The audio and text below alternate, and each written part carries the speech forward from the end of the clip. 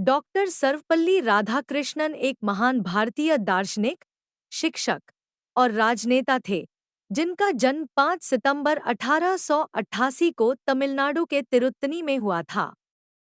वे भारतीय संस्कृति, धर्म और दर्शन के विश्व प्रसिद्ध विद्वान थे।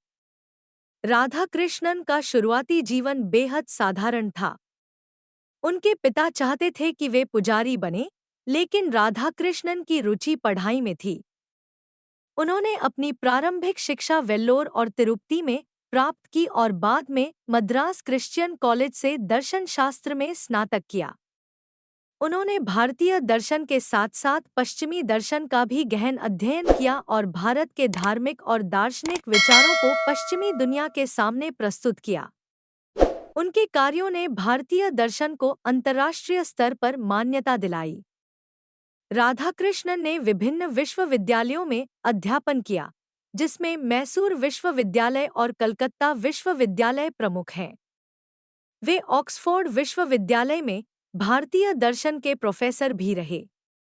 उनकी शिक्षण शैली और ज्ञान के प्रति समर्पण ने उन्हें एक अद्वितीय शिक्षक के रूप में प्रतिष्ठित किया। राधाकृष्णन 1952 में भारत के पहले उपराष्ट्रपति बने और 1962 में उन्हें भारत का दूसरा राष्ट्रपति नियुक्त किया गया। उनकी जयंती 5 सितंबर को भारत में शिक्षक दिवस के रूप में मनाई जाती है, क्योंकि वे हमेशा मानते थे कि शिक्षक समाज के स्तंभ होते हैं और उनका समाज पर गहरा प्रभाव होता है।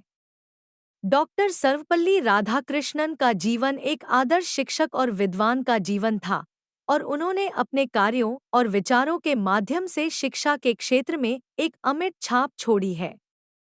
उनका निधन 17 अप्रैल 1975 को हुआ, लेकिन उनकी विरासत आज भी जिंदा है।